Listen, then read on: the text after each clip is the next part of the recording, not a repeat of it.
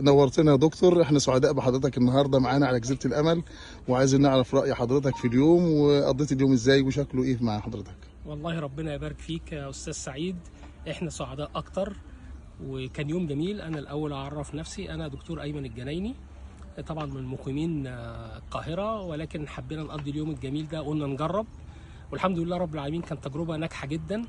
انا شخصيا رايي الشخصي ان احسن ما فيها هي الهوسبيتاليتي وطريقه الضيافه بتاعت استاذ سعيد واستقباله لينا. ربنا يعزك. طبعا المناخ والطراوه في عز الظهر الجو كان جميل هنا على الجزيره. الخصوصيه، الاستاذ سعيد عنده ميزه كويسه جدا ان هو بيتقبل اسره واحده بس، مجموعه واحده بس. الجزيره تشيل اكتر من حد ولكن هو بيتقبل اسره واحده بس، فده بيدي خصوصيه جميله جدا.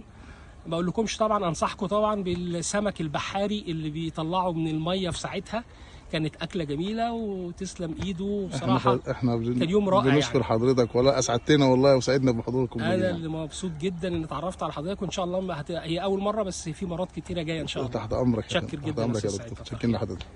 والله يا عم سعيد، يعني كانت فرصه كويسه ان احنا نقضي اجازتنا هنا معاك يوم الجمعه.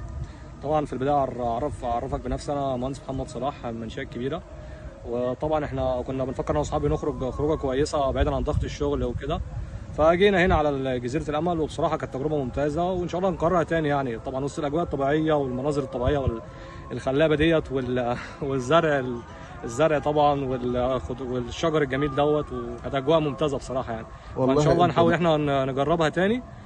وطبعا هنا في راحه، مكاننا فيه راحه نفسيه والهواء طبعا، يعني اجواء ممتازه بصراحه. فاحنا ان شاء الله باذن الله نكررها تاني باذن الله يا عم سعيد. وشكرا طبعا على ضيافتك الجميله الله يكرمك. وطبعا يعني حضرتك يعني، والاكل طبعا كان ممتاز يعني بنشكرك طبعا، وان شاء الله نخوض التجربه تاني باسرع وقت باذن الله. معاكم احمد همام.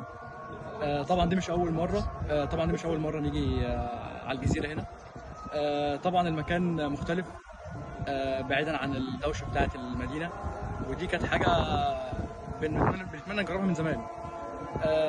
اتفقنا انا واصحابي طبعا نجرب اليوم النهارده، والصراحه المكان فوق التوقعات.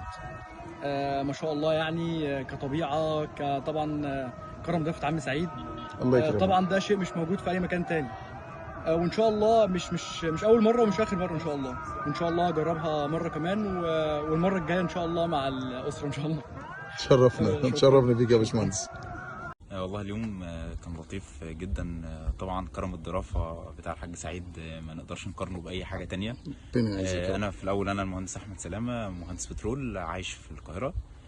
كنت بفكر انا والاسره من فتره كبيره كده في خروجه تكون مختلفه بعيدا عن جو القاهره والزحمه بتاعته، فشفنا صفحه الحاج سعيد كده وتواصلنا معاه. فطبعا من اول لحظه التواصل وسهوله الوصول للمكان من القاهره لحد ما جينا اليوم، كرم الضيافه بتاعته والاستقبال بتاعه. طبعا بقى الجو هنا تحفه، احنا في عز الحر النهارده السبت، يمكن الناس تعرف درجه الحراره النهارده عدت ال 40 بشويه. احنا هنا حاسين كاننا لسه في نسمه من نسمات الربيع. جو حلو، زراعه شكلها لطيف، الفيو تحفه. اليوم ماشي بسيستماتيك ومظبوط جدا وحلو جدا. اكلنا شربنا هزرنا ولعبنا، ولسه كمان ان شاء الله التجربه دي تتكرر مره بعد مره. حابب برضه طبعا اشكرك على اليوم ده. والله انا اللي بشكركم، انتوا اسعدتونا والله يا باشمهندس. شكرا ليك.